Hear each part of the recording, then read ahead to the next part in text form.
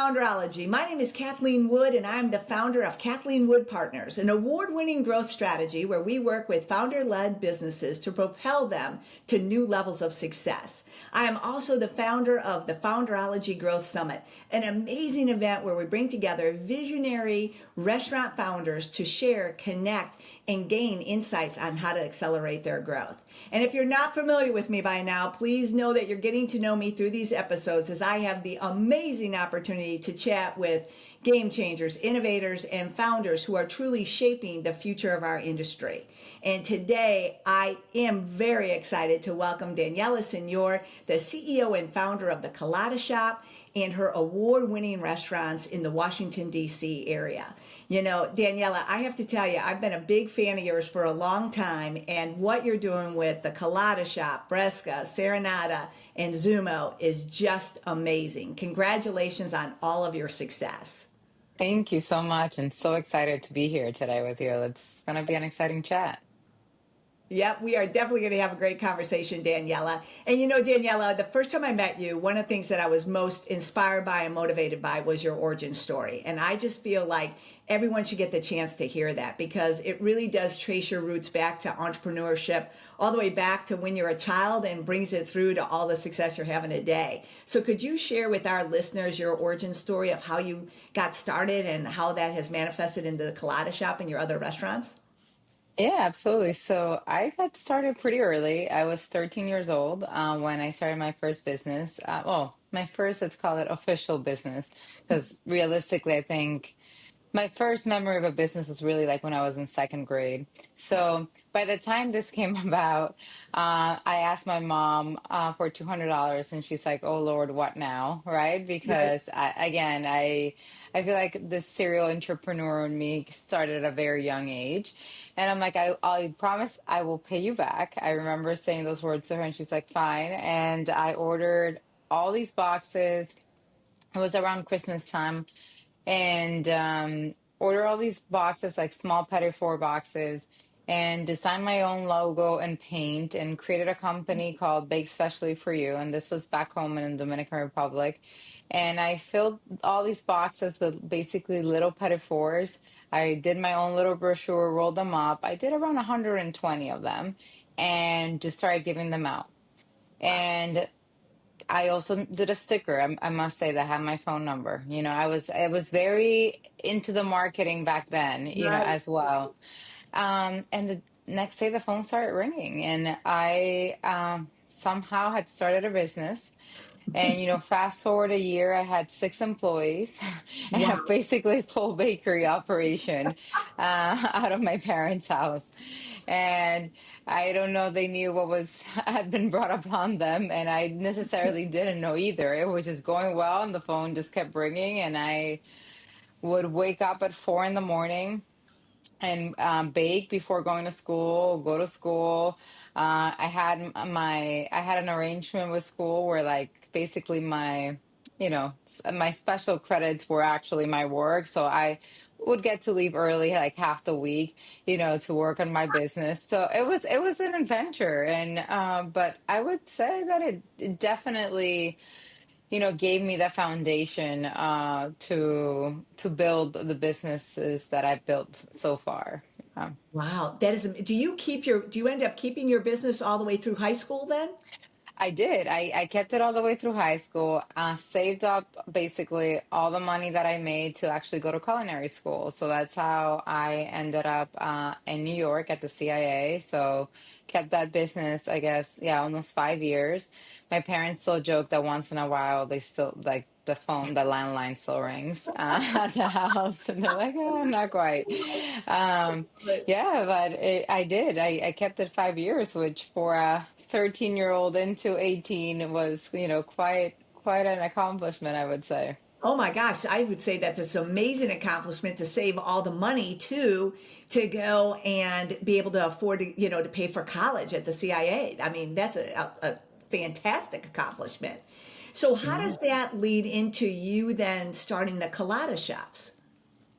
I think initially in my mind, I was gonna go honestly a completely different route. I was very much into fine dining, very meticulous cooking. I was very keen in just learning as much as I could of different cuisines, different cultures. So I think I gravitated a little bit too much, I would say, to European cooking. And that's what I wanted to do. And, worked at places like Gotham Bar and Grill and Le Bernardin, in New York City. And that was kind of like where I thought my path was going, in the back of the house. And to tell you the truth, at one point I was like, I don't want to do this anymore. And it just didn't really feel like I was doing what I was meant to do.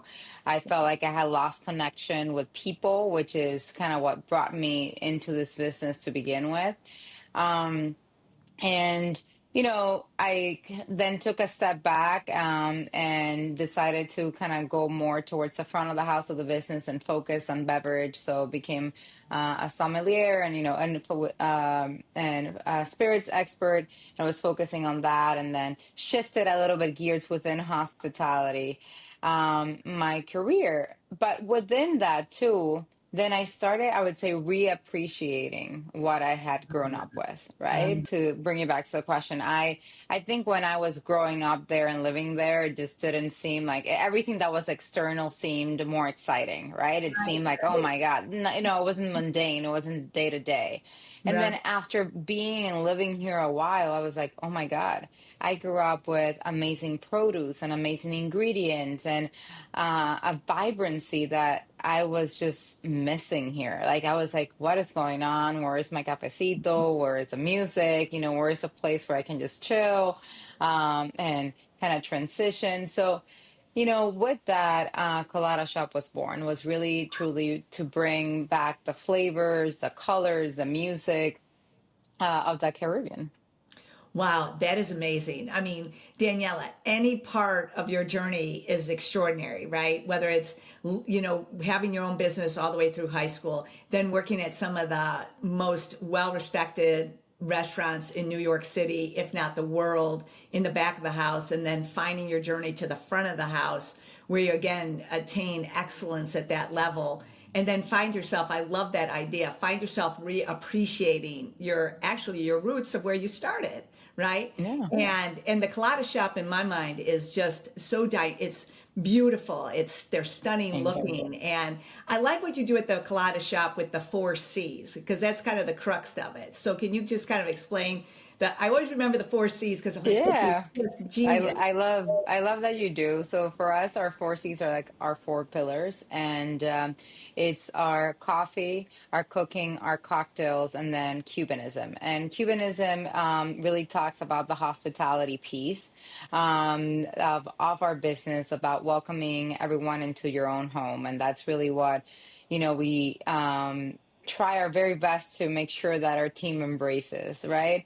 Right. It's like every time someone steps in, we're welcoming them to our home, right? And it's really our foundation, right? It's our four pillars. It's what we're based on is that we take a lot of pride in making sure not only we have the best quality ingredients, but the best team, and make you again feel that warmth of the Caribbean, right? And to me, that's the most important piece. It's not the product.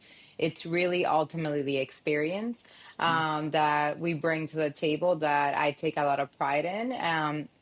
Simply because it's just sometimes, especially in this area. So, we're located in DC, Maryland, and Virginia. It's pretty hectic, right? There's a lot going on here, especially right now, right? A lot happening. And you sometimes need a little break, right? It's just kind of, okay, how do you step out? And I really love that we can give that to people.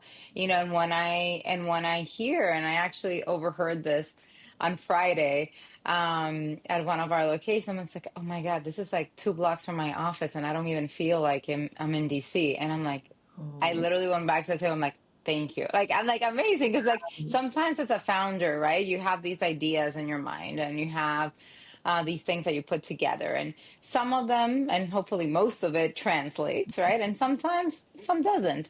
But that's really what I take the most pride in. It's like to be able to give people a little bit of a break, transport them into a happy place. Oh my gosh, I just love that. And for anyone who has not seen the Colada Shop, please go look, go visit it in person for sure, but please look at it online because I also think you bring that all to life with the design of your buildings from the exterior all the way to the interior, and that warmth just exudes from all of it that just adds to the experience. I mean, I could see where someone would say they felt transported on so many levels. So that's fantastic. Hmm. Yeah, really great. It's How great to hear that too. okay. It's all in the details. It's all in the details. Absolutely. So None are Danielle, too small. exactly, exactly. When you're opening up the Colada Shop, how do you know, like most founders at a certain point, to your point, they have these ideas and they want to make sure they translate it. And I call that like kind of the aha moment. Like you know that you've taken your vision, you've made it into reality, and all of a sudden it's working. And you're like, okay, it is actually working. What was your aha moment with the Colada Shop? I would say it was pretty early on. So one thing that I guess not a lot of people know is that Colada Shop was actually supposed to be the cover up of a speakeasy. So that's how it actually, was conceptualized, right? My business partner and I at the time, Juan Coronado, were going to open a speakeasy bar in the basement of our 14th Street location, and it was going to be called La Obra. And then we had, on the T Street side, we had kind of this patio and a little bit of space. And I wanted to make sure that not only the space was utilized, because obviously, DC is not cheap, so you needed to make sure, everything was being utilized. But also, it was kind of like what the welcoming piece into the Cuban speakeasy that was going to be like a prohibition bar. And well, that didn't happen because the moment we were able to get Colada Shop open much quicker than the much larger project that Laura was going to be, and we when we opened, it was like insanity. It was like lines for a few blocks, like every day, and it was a Wow. tiny space. And again, like think it was meant to be the cover of a speakeasy, not really fully built out to like doing a lot of volume, but we were doing a crazy numbers out of this tiny space. And then I'm like, okay, I'm not the only one missing these flavors, I'm not the only one seeking that experience. So I think yeah, that aha moment came pretty early on, like we have something here. Yeah. Wow, that's amazing. So I know you went on and opened up many more Colada shops, but did you ever go back and open the speakeasy? We never went back and opened the speakeasy because we ended up needing the basement to support the operation above, right?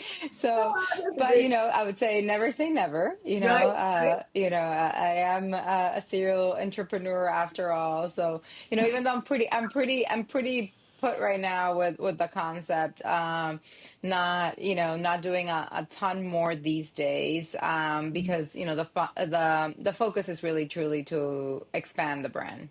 Yeah. Absolutely. Well, focus is everything, but it does, what a great problem they have is that no, we had to use the whole basement for storage because we were so busy. I mean, that is a beautiful problem to have with a brand Yeah. new concept, right?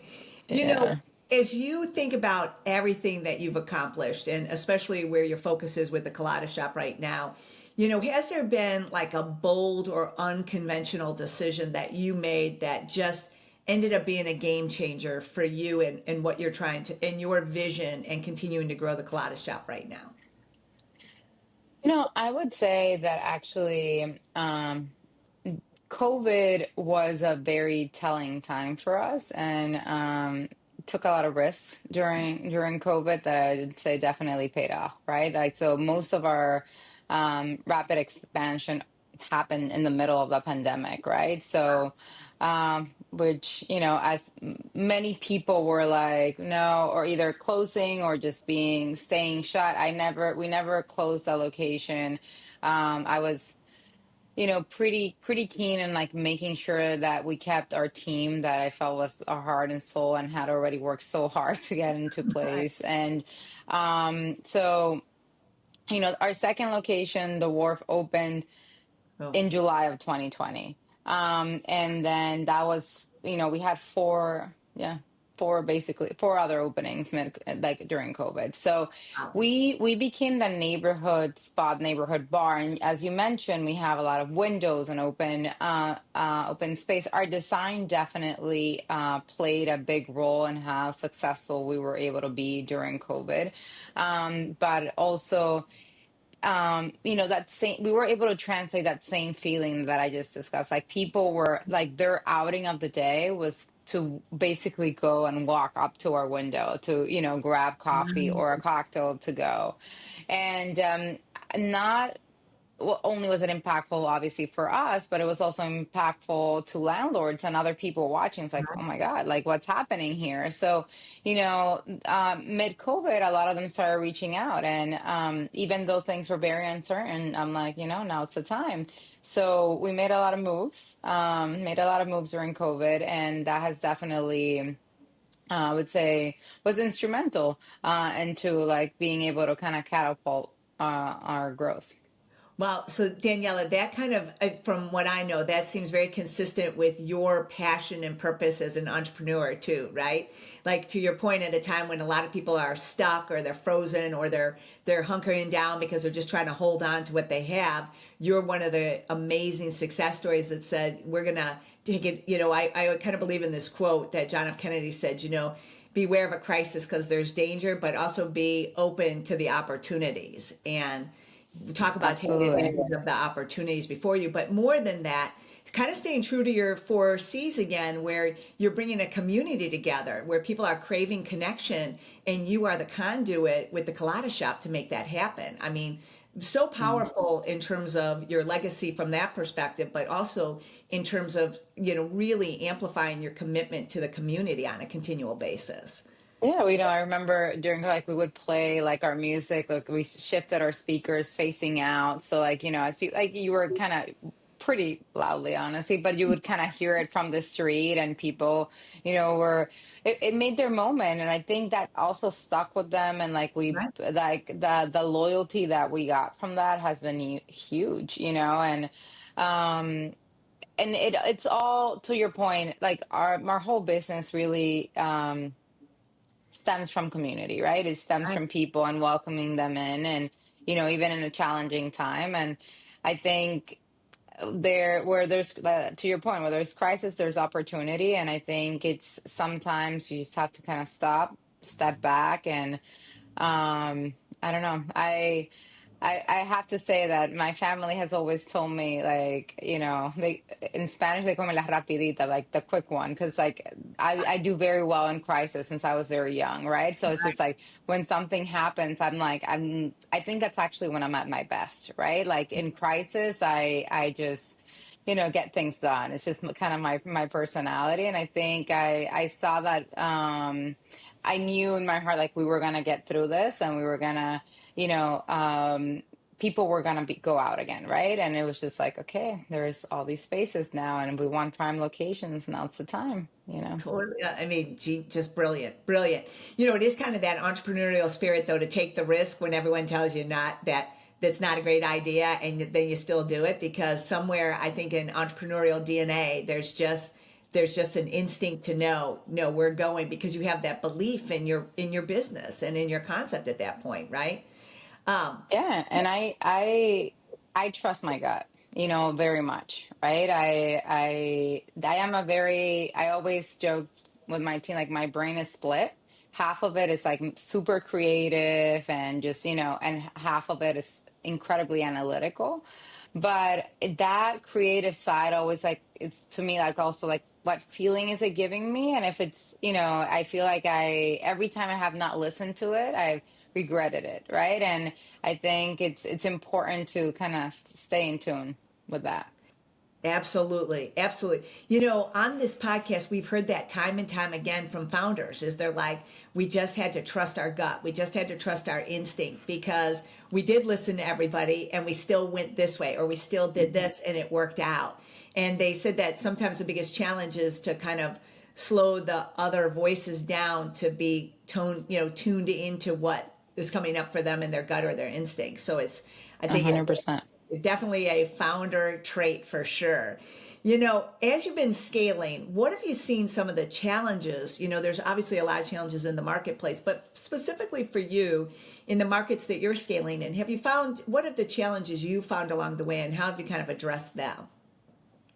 I still think like one of the biggest challenges is, I would say, since COVID has been how quickly things are evolving in all aspects, right? So it truly has felt like we have not had a moment of where like any 3 months are the same. Mhm. It's just it truly is constantly evolving. So going from like supply chain to then the kind of Mhm. labor crisis to, well, in my particular market, obviously politics plays a big role as well. So there's just been a constant constant change, which Right. has, you know I wouldn't say like been very difficult to deal with, but it's definitely hard to forecast, right?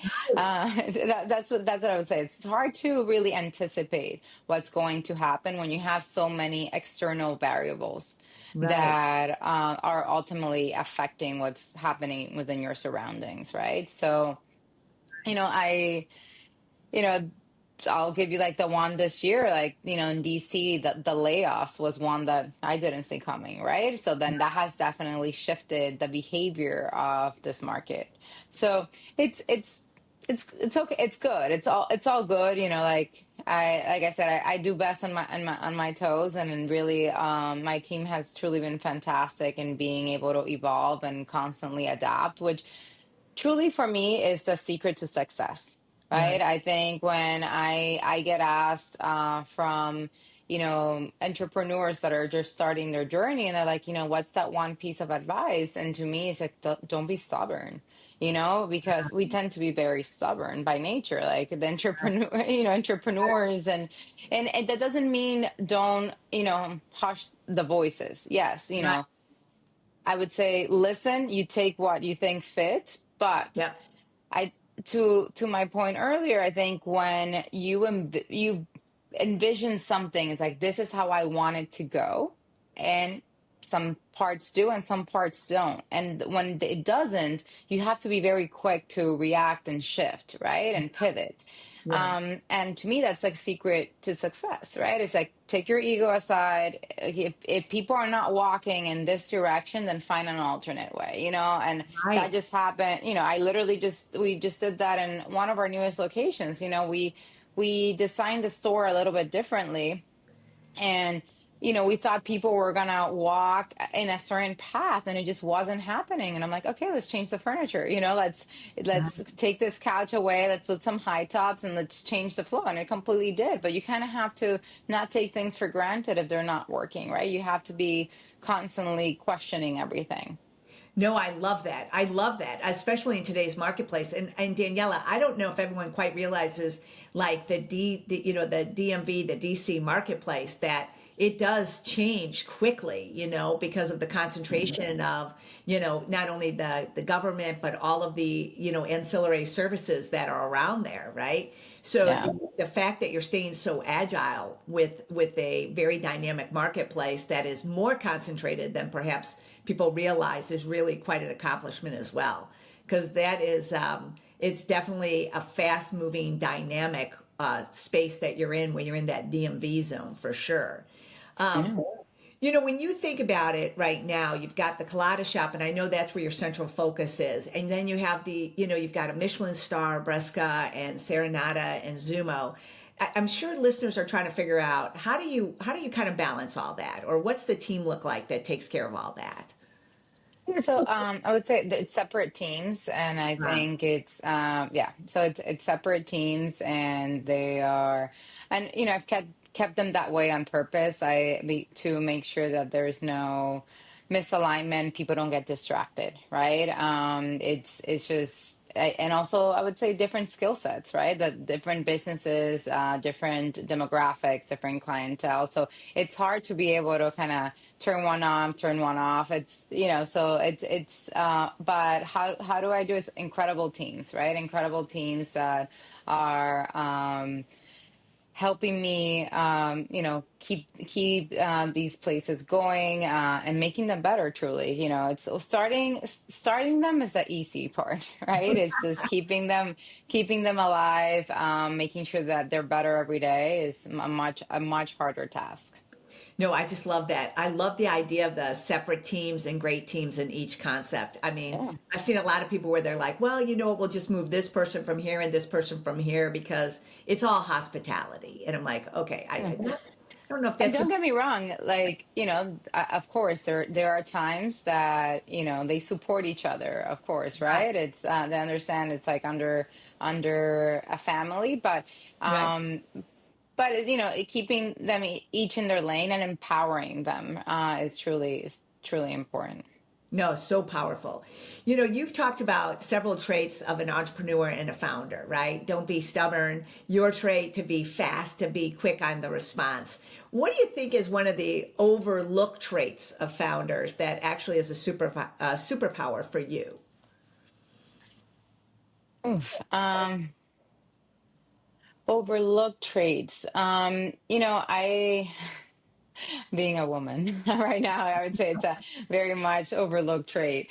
Just ability to multitask is definitely one, but I think founders have the ability to really pull themselves out of like pull themselves out of the business and see the details that to me are so crucial, right? And it's Mm, and sometimes I'm like, how does no one else see it, right? I'm just like, I don't get it. Sometimes it's like, wait a second, like, how am I seeing these things? And I think it's because you dreamt it, you envisioned it, you like know and understand, like you birthed this thing basically as right, a founder, right? So that one light being out of place or not being, or that you're like, wait a second, something's off, right? And it's kind right. of like having that connection. But I do think it's a very, very much a valuable trait, being able to see the details even when you are seeing, in my case, where not only am I seeing the whole picture, but I think being able to actually see the smallest thing is so crucial to me, and Right. I've always considered that one of the best things that has happened to me is being able to actually do every position in any of my restaurants, right? I can be a barista if I need to. I can be the cashier. I can be the bartender. I can be the som. Whatever, I can be the dishwasher. It doesn't Right. matter. And when you're able to understand what the role actually entails, and at times, because done it many times, and if I walk into one of our restaurants and it's busy, I get to work. I'm like, I grab a tray, I'm like, let's go, right? Like, where I look, I get on expo, whatever needs to happen, right? and Right. and I love actually when those moments happen. Then we talk about the scheduling. I'm like, what happened here? But for me, I love those moments. I love those moments because they have taught me the most valuable lessons. They get to introduce me to, like, what am I missing? What can we be doing better? What are our line level employees actually going through? And then also the respect that I get back from the team is amazing, because sometimes they don't understand fully the journey of, like, Right. how I got here, right? And that journey was like doing through and doing and working all those roles, and then they're like, start asking more questions, and we get to be a lot more connected. And so I really love those moments, and I think it's truly important. And I know that not everyone has the opportunity to be able to do that, but I think it's super, super valuable. And actually, I was talking recently with Brett from Kava, the CEO of Kava, the founder of Kava as well. Like, he he goes and as part of his I think they do it every quarter if not more, he goes and spends a whole day like working Yeah, the line, you know. And I think I'm like it's so amazing. It's true because you don't want to get disconnected from your team and what they're going through and see like your eyes just open. It's yeah, like that detail needs to be fixed. There has to be a more efficient way. You know, you start seeing things. So yeah. I really love details. Yeah. You know what? I love that though, because when I think about like some of the most successful founders that I've worked with or I've known, you know, they never, as big as their companies grew, they never lost touch with where their companies began, right? And so they were able to go back, you know, back into the restaurant or back into the location, and maybe their skills weren't as sharp as they always had been, right? Mhm. But that idea of being able to connect with the team members, the ability to have that empathy, but also I think the ability to see you had a vision, now here's the reality, what's the gap between the two, Mhm. and how do we start to reconcile that to be more efficient, more effective?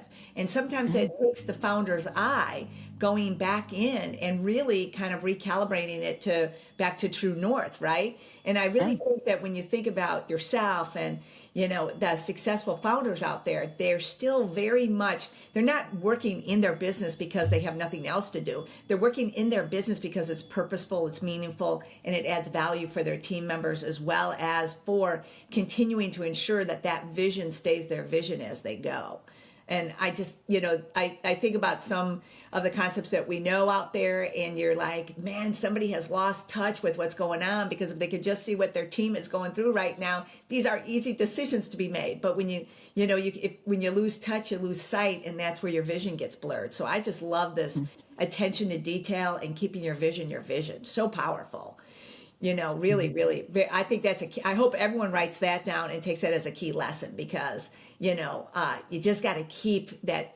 You know, I met Andrew Churn from Panda Express, and he still goes into his restaurants, and, you know, he's got over 2,000 of them. And it's really quite the, you know, the amazing thing to think I'm still the founder, but I'm still in touch. How very powerful, very, very powerful. You know, one more question for you, Daniela. When you think about, you know, where Colada Shop is right now, and when you think about where you want to go, you obviously have been a serial entrepreneur, you know, all the way back to the second grade. So how would you capture your mindset as a founder? You know, um, I would say that I think is also understanding that I am a serial entrepreneur. Ah, It's it's having that awareness, you know, and knowing to be like, not right now, right? Because trust me, it happens constantly. Like, you know, there's so much in my brain. Oh my God, this would be a really cool idea. Let's go, you know, and then I'm like, no, stop, right? Like, it's because I think where I am at with Colada Shop and the brand is that I I see it, right? It's like I just see this concept going nationwide. I see it in every major city.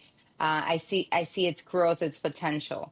And then when I kind of pump the brakes on my, oh my God, I want to be super creative, and it's just like I need to put that creativity into how to get it there, because I can just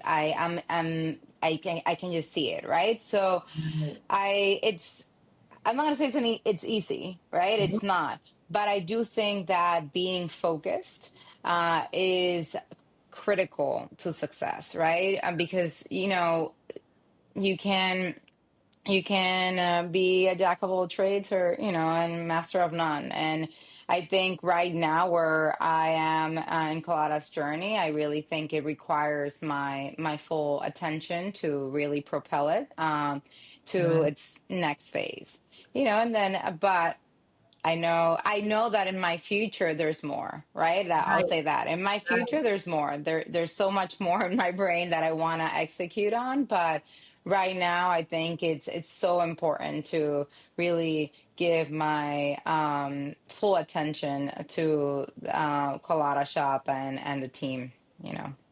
Yeah, it's interesting that I think that that's such a thank you for sharing that, because I think that when you're a serial entrepreneur and a founder, it's like the everything is an opportunity, right? Everything is an opportunity, and you can do it all because there's nothing in history that says you can't do it all. It's just a question of, is it the right time to do this? And also, I love what you're saying about focus. I think it's a blessing and a curse, right? It's a blessing to be able to see everything, and then sometimes it's the challenge of it to say, well, we're going to focus here and get this built. But when you think about successful paths such as yourself, what you focus on really does grow, and that's the gateway to do the more things that you want to do as you continue in your journey as well. Really, really, again, thank you for putting that out there. Another great lesson, another great insight that I hope everyone's taking notes on for sure. Daniella, it's so amazing to think how fast time goes when we're on the Founderology podcast. And believe it or not, we're coming into the close now. So we always like to end it with what we I know, it's so fascinating because it just goes, right? But we're coming into our fast five now. So I have 5 quick questions for you. And here they go. You ready for this? Let's do it. All right. What's the number one favorite dish or cocktail that you suggest everyone should try when they visit a Colada Shop? Oh, wow. No. I think I have to pick one of if each of my C's. So café con leche for the coffee. Got it? It's just it yes. But that whipped sugar is just amazing. You pick your sweetness level. I would say really our empanadas are outstanding. So, going with customer favorites here, but they truly are exceptional. And from the cocktails, I would actually say our guava Negroni. I think it kind of Ooh. marries two of my favorite things, that tropical guava flavor with a Negroni. It's just, a little bit of a different twist. And I am, anyone that knows me knows I'm a Negroni fan. So those would be my picks. Okay, that sounds like the perfect meal right there. So that is beautiful. Thank you for that. What's one word that sums up your journey so far as the founder of the Colada Shop? Perseverant. Oh, great one. All right. Yeah. What is one book you think every founder should read or listen to on audio? It's about, I would say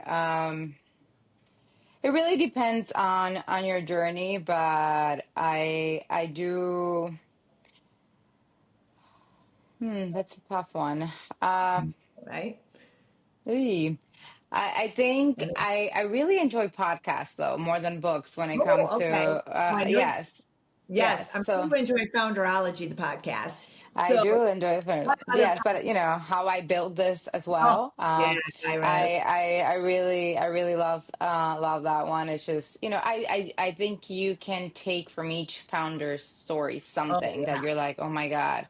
And because again, these are huge companies that have been built to be huge companies from all different Yeah. industries, and then you think it was an easy path, or and people paint some other thing in their brains of how they got there, and it's just like, I think to me that podcast made me relate so much. People understand that the journey is not linear, and it's not, growth. There's ups and downs, and and each journey is different. So, but I find that one very inspiring. Oh, that was good. How I built this for sure.